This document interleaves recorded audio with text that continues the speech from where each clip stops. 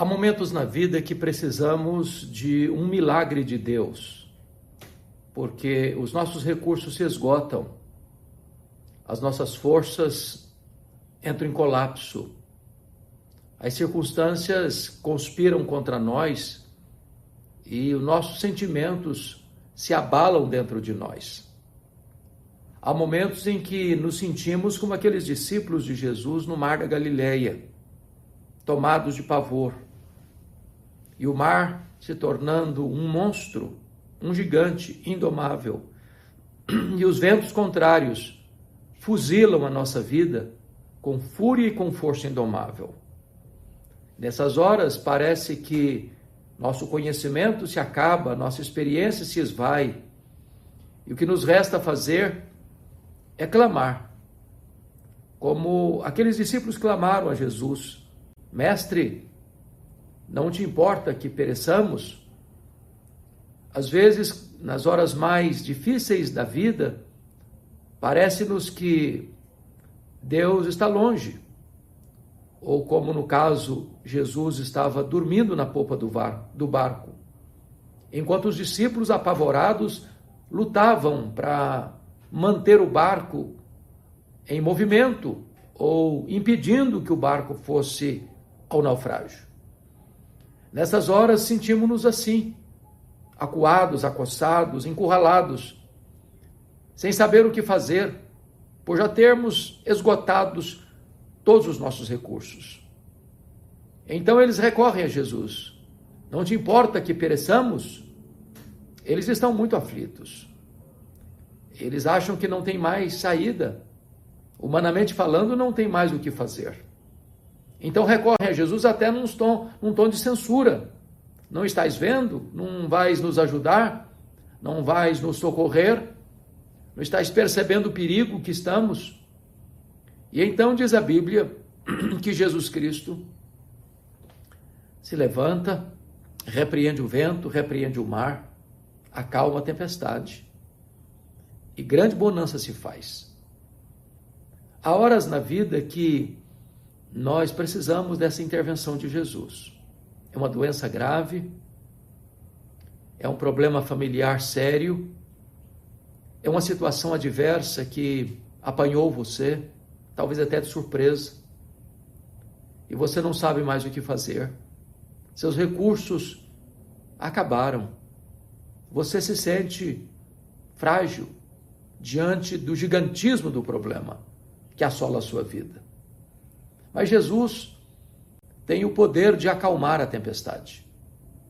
Ele tem o poder de fazer o vento cessar. Eles estão aflitos, certamente, porque na mente deles algumas coisas não estão bem resolvidas. Eles não conseguem conciliar o fato de Jesus ter dado uma ordem para eles: passemos para outra margem. E agora estão enfrentando uma tempestade. No nosso imaginário, se nós estamos fazendo o que Jesus nos mandou fazer, vai dar tudo certo. Não vai ter problema. A jornada vai ser segura. Vai ser uma navegação com mar tranquilo. Vai ser um voo de cruzeiro, sem nenhuma nuvem tempestuosa à frente. Mas, às vezes, o Senhor faz o seu caminho na tormenta. Às vezes, mesmo fazendo o que é da vontade de Deus, enfrentamos lutas. Paulo, por exemplo, foi preso, foi açoitado, foi apedrejado, foi fustigado com varas, foi acusado de crimes que não praticou. Por onde passava, ele enfrentava lutas, mesmo fazendo a vontade de Deus. Entender, por exemplo, a tempestade que Deus mandou atrás do profeta Jonas é até simples e fácil.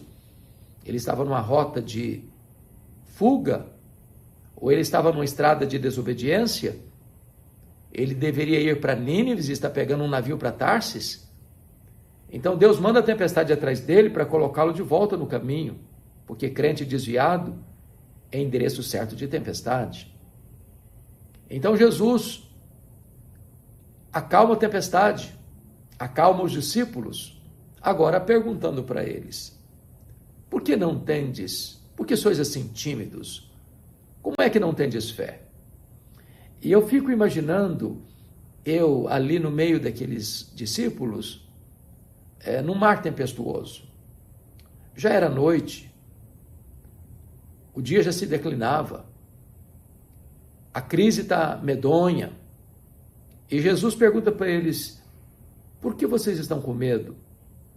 Por que vocês não têm fé? Mas se nós estivéssemos lá naquela conjuntura, nós estaríamos com medo também? Num barco frágil, uma tempestade convulsiva, as ondas revoltas, o vento furioso, o barco enchendo-se de água, o naufrágio parecendo cada vez mais iminente, talvez nós também estivéssemos assaltados pelo medo. Mas Jesus pergunta: por que vocês estão com medo? Como é que vocês não têm fé? E Jesus propõe então um caminho de fé em lugar do caminho do medo. Porque o medo é paralisante. O medo é mais do que um sentimento, o medo é um espírito perturbador. É por isso que a Bíblia nos diz que Deus não nos deu espírito de medo, mas de poder, de amor, de moderação. Onde entra o medo, a fé vai embora. Onde a fé está presente, o medo não prevalece. E aqueles discípulos deveriam ter fé e não medo, por algumas razões muito importantes. Primeiro, é porque eles tinham uma promessa de Jesus: passemos para outra margem. Se temos uma promessa, não temos que ter medo, porque aquele que faz a promessa é fiel para cumpri-la. Não importa o que vai acontecer no caminho, se Deus diz passemos para outra margem, a outra margem é o nosso destino. Às vezes ficamos com medo, porque duvidamos da promessa e duvidamos daquele que prometeu.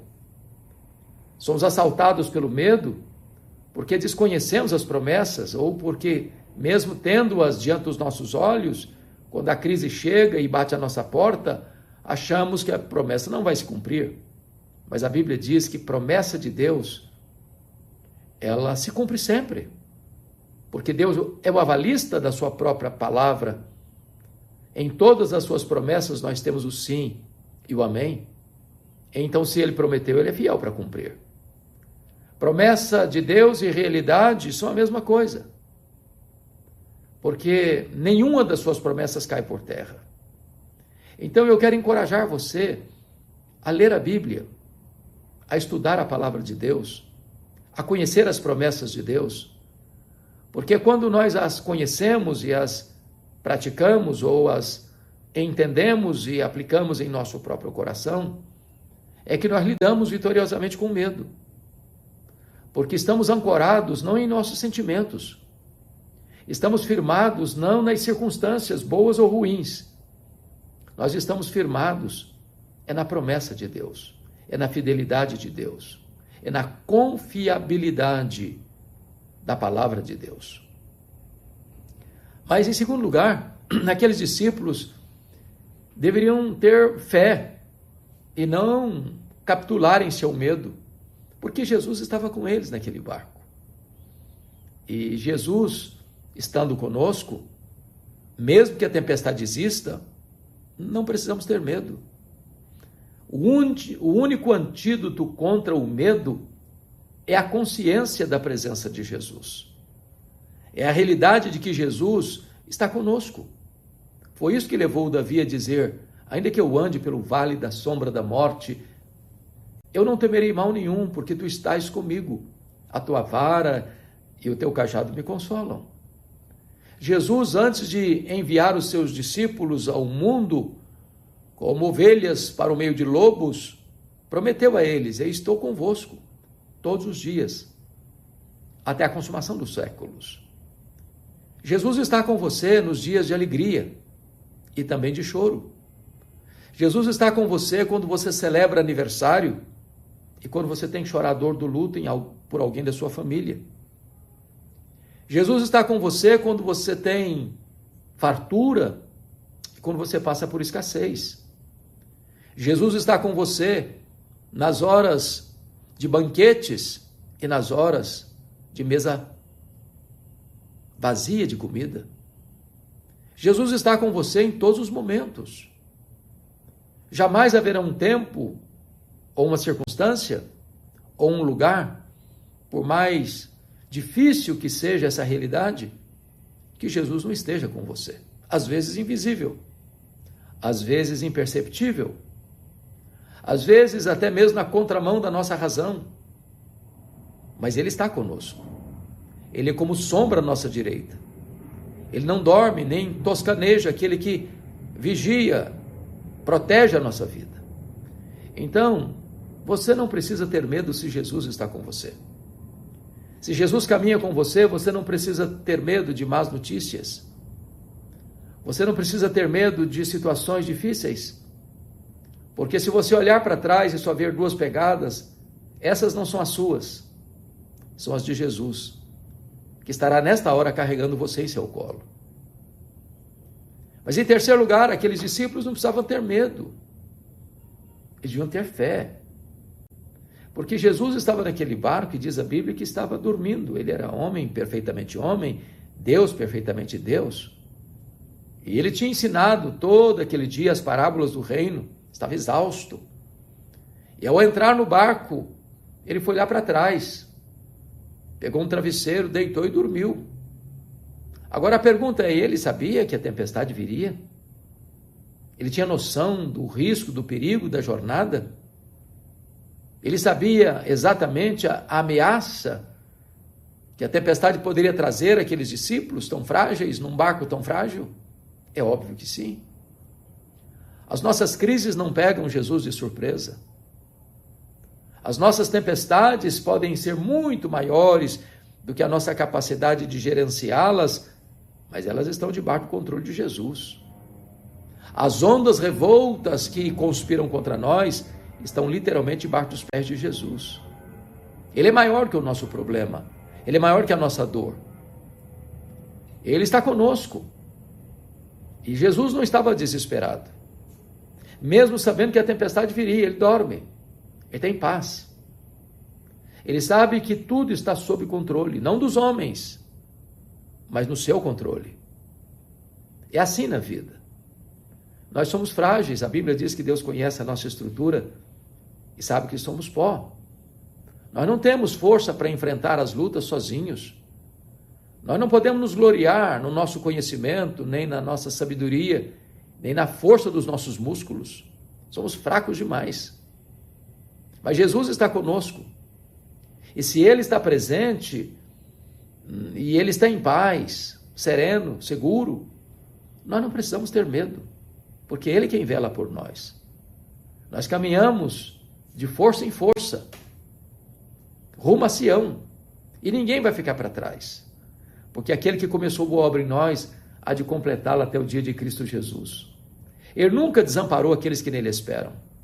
Ele está conosco sempre, para enxugar nossas lágrimas, para terapeutizar nossa alma das dores muitas que pulsam e latejam em nosso corpo. Ele está conosco para nos amparar com seu braço onipotente. Ele quem segura firme a nossa mão, nos guia com seu conselho eterno até nos receber na glória. Então não se capitule ao medo. O seu futuro é incerto para você, mas é certo para Ele. Você não enxerga na curva, você não enxerga no escuro, mas Ele está lá no futuro, como está agora aqui com você. Então não se desespere, espera nele. Ele sabe todas as coisas e tem todo o poder. Para Ele não há causa difícil, para Ele não há problema insolúvel, para Ele não há doença incurável, para Ele não há casamento irrecuperável, para Ele não há família sem resposta, não há pecado que Ele não perdoe. Não há sofrimento tão atroz que Ele não possa trazer lenitivo e alívio. Espera nele. Mas Jesus ainda diz para os seus discípulos, olha, vocês não precisam ter medo não, vocês devem confiar. Isso porque quem está com aqueles discípulos é Jesus, que tem todo o poder nos céus e na terra. E quando Marcos registra esse episódio, lá em Marcos capítulo 4, versos 35 a 41, ele tem o cuidado de relatar outros acontecimentos que realçam o poder de Jesus. Por exemplo, aqui Jesus tem poder sobre a natureza. Ele dá uma ordem e o vento se acalma. Ele dá uma ordem e o mar se aquieta. Ele dá uma ordem, o sol para. Ele dá uma ordem, as estrelas aparecem. Ele dá uma ordem e os anjos saem para obedecê-lo. Ele dá uma ordem e os demônios têm que bater em retirada. Ele dá uma ordem e a doença é curada. Ele dá uma ordem e o universo inteiro se rende ao poder da sua palavra. A sua voz é poderosa. Faz despedir chamas de fogo, faz tremer o deserto. A sua voz é irresistível. Ele fala e todos precisam obedecer. Então, em seguida, no capítulo 5, versos de 1 a 20, Jesus está, depois desta viagem, chegando no lado oriental do lago de Genezaré, na região que nós chamamos hoje de Montanhas de Golã. E lá tem um cemitério. E lá tem um homem nu, gritando entre os sepulcros, violento, furioso, rejeitado pela família, enjeitado pela sociedade, expulso da presença dos vivos, precisando viver entre os mortos, tomado por uma legião de demônios. 6.000 demônios, uma legião. E Jesus faz essa viagem de noite para libertar esse homem, para curar esse homem, para transformar esse homem e para enviá-lo à sua terra, à sua parentela, à sua família. Onde ele foi um problema, agora precisa ser resposta para os problemas. Onde ele causou tantas dores, agora precisa ser um motivo de lenitivo para a família. Onde ele foi uma maldição, agora vai ser uma bênção. Onde ele foi emissário do diabo, agora ele vai ser mensageiro de Jesus. Onde ele foi um terror, agora ele vai ser um missionário. Porque Jesus tem poder sobre a natureza e Jesus tem também poder sobre os demônios. Diante de Jesus se dobra todo o joelho, nos céus, na terra e debaixo da terra, e toda língua precisa confessar que Jesus Cristo é o Senhor para a glória de Deus Pai. Mas quando Jesus retorna para o outro lado, onde morava em Cafarnaum, uma multidão o espera. E no meio dessa multidão tem uma mulher sofrendo há 12 anos, uma hemorragia crônica, esvaindo-se em sangue, tendo gasto todo o seu dinheiro com os médicos sem lograr qualquer sucesso no tratamento. Essa mulher cerimonialmente é impura, ela não pode frequentar a sinagoga, não pode ir nas festas, no templo. Tem 12 anos que ela está sofrendo, sem qualquer esperança de cura nos médicos, na medicina, nos remédios. Mas sabendo que Jesus estava ali, ela pensou: se eu apenas tocar na orla das vestes de Jesus, eu ficarei livre do meu mal. Ela é anônima, ela não pode se identificar. Então ela toca na orla das vestes de Jesus e imediatamente fica curada do seu mal. E Jesus percebeu que dele saiu o poder e pergunta: quem me tocou? Os discípulos disseram: mas Senhor, todos te apertam, como perguntas quem me tocou? E Jesus: não, eu senti que de mim saiu o poder. Então esta mulher se prostra e Jesus a perdoa. E Jesus a cura por completo. Cura emocionalmente, espiritualmente, fisicamente. Porque Jesus tem poder sobre as enfermidades. A última palavra não é da medicina. A medicina tem suas limitações. Mas quando a medicina chega ao ponto final e esgota todos os seus recursos, Jesus pode fazer um milagre. Ele cura o enfermo. Ele dá vista aos cegos. Ele faz o coxo andar, o surdo ouvir, o mudo falar. Ele purifica os leprosos e até mesmo ressuscita os mortos. Ele tem todo o poder nos céus e na terra. Você não precisa ter medo, porque o Jesus Todo-Poderoso está com você. Mas diz a Bíblia que também nessa multidão ali em Cafarnaum, há um homem muito aflito, é um cara influente, ele é o chefe da sinagoga, é o líder religioso mais destacado da cidade, é o homem que dirigia a sinagoga onde Jesus frequentava, e esse homem tem uma filhinha de 12 anos, filha única, que cai gravemente enferma. E esse homem abre mão dos seus títulos, do seu prestígio, do seu reconhecimento na cidade, enfrenta até mesmo a oposição dos outros religiosos, ele vai a Jesus, e ele se prostra diante de Jesus, e ele suplica insistentemente a Jesus: Senhor, vá comigo à minha casa, impõe as mãos sobre a minha filhinha, para que ela seja curada. E ele insiste com Jesus, e Jesus vai com ele. Quando Jesus está indo, chegam emissários da casa de Jairo, e dizem para ele: Jairo, não incomodes mais o mestre, a tua filha morreu, acabou, chegou o fim, não tem mais esperança, não tem mais saída, não tem mais solução. O mundo desaba sobre a cabeça de Jairo, mas Jesus diz para ele: não temas, Jairo, crê somente. Jesus vai para a casa de Jairo. Havia ali muita gente chorando, lamentando, alvoroçada. E Jesus pergunta: por que vocês estão alvoroçados? A menina não morreu, ela dorme.